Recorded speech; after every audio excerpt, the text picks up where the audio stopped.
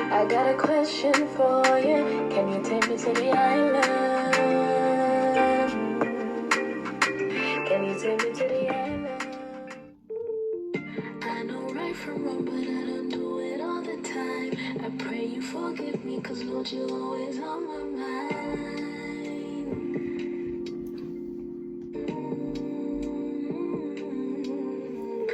Heaven's open, come and walk right in.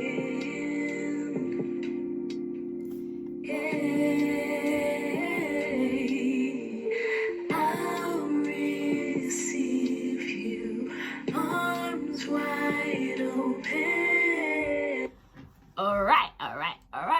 So today's little video, it's like a story time, I guess, because I'm going to talk about how I got saved. So to give some kind of background, I haven't always been a Christian. I've always gone to church, and my mum's always taken me to church on like Sundays, but before we got saved, it wasn't like every Sunday. It would be like maybe like once every couple months. It would be like, okay, it's time to go to church. We haven't been to church in a while. So it would be times like New Year's Eve, so that the new year can catch you in church, Christmas service, not even Easter service. Like, it wasn't that frequent. So at the time, we used to live in London, so it was me and my mum. And then, you know, my little brothers came along. But it was me and my mum for quite some time, because I came to the UK when I was 5, and like it was just me and my mum just rolling deep, you know, squaddy. But then she met my stepdad, had my brothers. But at this time, right, there was no like churchy frame of mind. Like, my mother, guys, I told her I was going to do this video, by the way, and like she was like, yeah, you can be real, you can be straight, but that doesn't mean I'm going to go into like bare details. But when mandem talk about going cunt these days and like how they're on road, blah blah blah blah, guys, my mum was on road. My mum was country itself. Like, honestly, I hardly saw my mum. Like, I'd always have different babysitters. It would be like family friends, to be honest, or like my stepdad's sister at one point, my mum's close friends. But the matter of fact was, I hardly saw my mum, because she was always on road trying to make them peas. If you know what I mean. Like, I can laugh now, but back then I was like, yo, this woman is never here. But she was doing what she had to do at the time, because we never had like our papers and that yet, and it was kind of hard, like job wise, or, you know, working the good way or whatever they call it, legal. Yeah, so she couldn't really do much in that sense, so she was on road. And I remember at one point I could kind of tell when things shifted, because she started moving like away. Like, she was like, nah, London's too hot, there's too much going on, I think I'm gonna leave, rare. And at the time, she had a close friend that lived in Birmingham, so when she was talking to her, it was like, yeah, you should come to Birmingham, fresh start, you know, you got the kids, whatever, rare.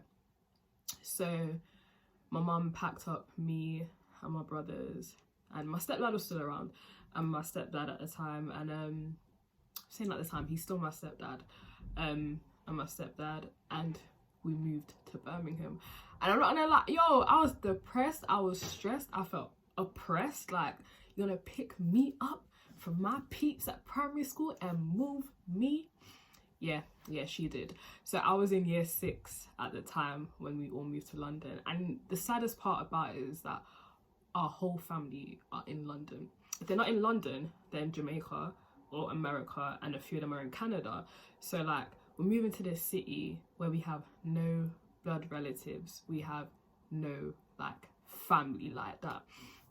So when we came now, we're just here, and we got invited to church. I don't know, like, I can't remember the details of how my mum got invited to church, but we got invited to this church, and I wasn't too fussed. I was still young. Like, if we're going to church, we're going to church. It's not like I really have a problem or a say anyway. So I was like, okay, cool. So on Sunday now, we get up and we go to this church I've never been to before. And you got all these people in church. You got like little kids. I was probably like one of the oldest young people there, and like I didn't even know anyone like that there. So we get there now, and I'm not gonna lie, I was bored, you know. I was bored. I'm just sitting there and I'm just like, when can I go home and eat my Sunday dinner? Like, if you know, like, church people, Sunday dinner, yeah, sometimes you be going to church and you're just thinking about the dinner afterwards. Well, that was me anyway. Like, when am I gonna go home and eat, man? Like, I don't even know what my mum cooked that Sunday, but I just wanted to eat. And I ended up actually half falling asleep, you know, like I'm steady bucking during service, and this lady just jumped on the drum kit. Like, there was no musicians, and like, so they were singing and everything, but there was no music in the back. So I just felt like, you know, I was just like zoning out, guys. O-U-T out. So all I hear is I was like, is who that? Like, did an angel just descend from heaven and drop on the drum kit? When I say the lady was licking the drums like her life depended, it was like boop, boop, boop, boop, boop, boop, boop. And like, because it was a female musician, I was just like, I was in awe, guys. I was just like, I woke up. When I say up, like, if they called me to preach, I would have went up there with my collar and everything, because like, the way Becky was licking the drums, oh my days. Anyone that watches this video, and you know Rebecca from my church, from Base, knows that when she plays the drums, it is different. Like, you see how Mandem play drums and they go ham. She equals that. I'm sorry, but that brings back memories. Like, I was up. I had to get up, and I was like,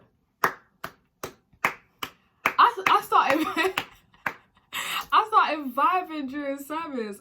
No cap. I was like, yeah, maybe I can do this church thing, you know. And I don't know, as time went on, my mum got closer to like the people in church, especially the people that invited us in the first place. So I think Brother Peter was one of them at the time, because he just stayed inviting everybody to church. He don't care who you are. If he sees you on the road, he'll be like, you want to come to church? He's just like that. So as time went on, we started having like Bible studies at our house. So I was like about between 11 and 12, year 6, yeah, between 11 and 12 at the time. So we're having Bible study at our house quite frequently. I'm going to Sunday school now almost every Sunday, and I'm learning about God. And at the time, the lady who played the drums, Rebecca, she was also my Sunday school teacher. Like, boy, guys, she can teach, she can preach, she can play the drums. I'm just like, leave a little something for the rest of us, innit? But like, absolutely amazing. So I'm there learning more and more about God, and just really loving everything that I'm hearing, to be honest. And Sunday school was just so nice. You had all the kids there, you're all just interacting with each other. You're learning and you're having to feed back what you've learned, and it was just a nice little setup. Like, no lie, it was really, really nice. So as time is going on now, my aunt, which is like not my blood aunt, but you know them aunties, innit? Them aunties. So we're all just learning more about God and whatever, and she was like, yeah, I feel like I'm gonna get baptized soon. So my mum was like, oh, is it? Okay. She's older than my mum. She's like, okay. So I was like, oh my gosh, yeah, Auntie Audrey, whenever you get baptized, I'm getting baptized too. Like, whenever it is, I'm ready as well. Because at this point, I felt like I was building my own relationship with God, and I was getting to know more about him, understand who he is, you know, my purpose in life. Like, I feel like when you come to know God, you come to know what your purpose is in this life. I don't feel like there's any purpose outside of God, like, and that's just my personal experience. So I was guys, I was ready. So yeah, I think it was, not think, April 19th, 2009, me and my auntie were like, yeah, we're getting baptized. So it was all arranged.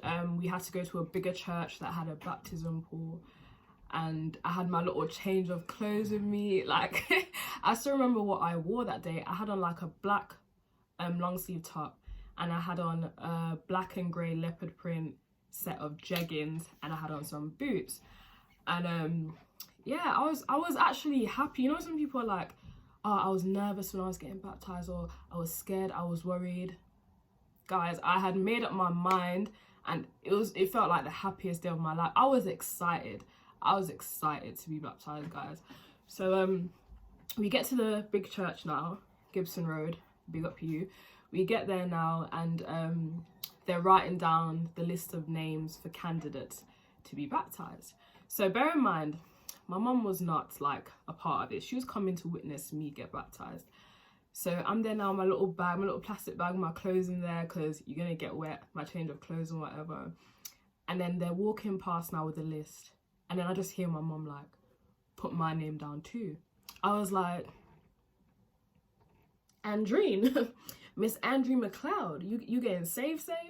So like basically my mum ended up getting baptized because she came to my baptism, which is really, really beautiful when you think about it, because man's a leader, innit? It was actually so nice, and like she didn't have a change of clothes or anything, but she was basically saying like, how can I let my child get saved before me, and I've been on this earth longer than her. Like, I've experienced the world and what it has to offer, which is nothing good. Let's be honest, like this world is stress. So she was like, oh, I can't let my daughter get baptized, and I'm not baptized. So we ended up getting baptized that night at Gibson Road. I remember actually standing up at the front, like when they were introducing us as, you know, we're about to go and get baptized. And Shan, who is like one of my sisters now, I remember she was on like the front bench. It's a big church, you know. She was on like the front bench, and I remember looking at her. I didn't know her at the time, but I remember looking at her, and she had just like just this bright smile on her face, like she knew me and we didn't know each other. And I looked at her and I just felt comfortable. And I remember smiling back, and I just felt even happier. I was like, yo, I'm about to like enter the family now, you know what I mean? So yeah, I got baptized that night, came out the pool, and wow, it's been a while, you know. Been baptized for quite a while now, because now we're in 2020. It's been some time, people. But yeah, baptized April 19th, 2009, and I got filled August 18th, 2009. So that same year at a youth camp. That's like another story, but like that's like a really nice story. Youth camp was absolutely beautiful back in the days, man. We just go to this retreat just full of young people, obviously supervised by adults, and we would just have this heavenly time. It was like being in another world or in another realm. Like when you came back home from that retreat, it was just like, can I get back on the bus and get a, you know, a one-way ticket back to the camp? It was that kind of experience. But yeah, guys, that's how I got saved. And when I say it has been, there ain't no easy about this journey. There is no easy. There is no bed of roses about this journey. I tell you that for free. It's hard. I mess up. I fall. Like, I make mistakes. I do and say things I shouldn't do as a Christian. But I'm determined to keep going, because, you know, the sin is not falling or making a mistake, but it's staying in that state, and not doing anything to change your circumstance. But like, as you continue building that relationship with God, day after day, week after week, month after month, year after year, it's a beautiful thing. It's such a beautiful thing. And like when my brothers got baptized, I was like up here. I was so happy for oh my days. When you know someone and they get saved, you just feel like you're the one getting saved all over again.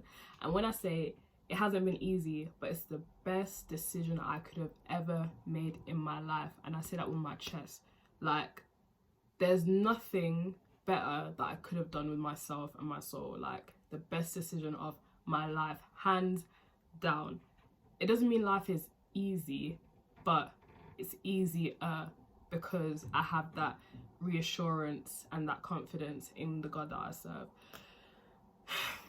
Being saved, that is what freedom is. Trust me when I say it. But yeah, guys, I hope you enjoyed this story of how I got saved. If you want to know any more church stories or like how I got filled, talk about giftings and purpose, even if you're not saved or you know you're not a believer of God right now, it doesn't matter. If you want to talk about something or want me to discuss a topic, just let me know, because God is love. So yeah, that's it. You already know the vibes. Like, comment, share and subscribe, and God bless.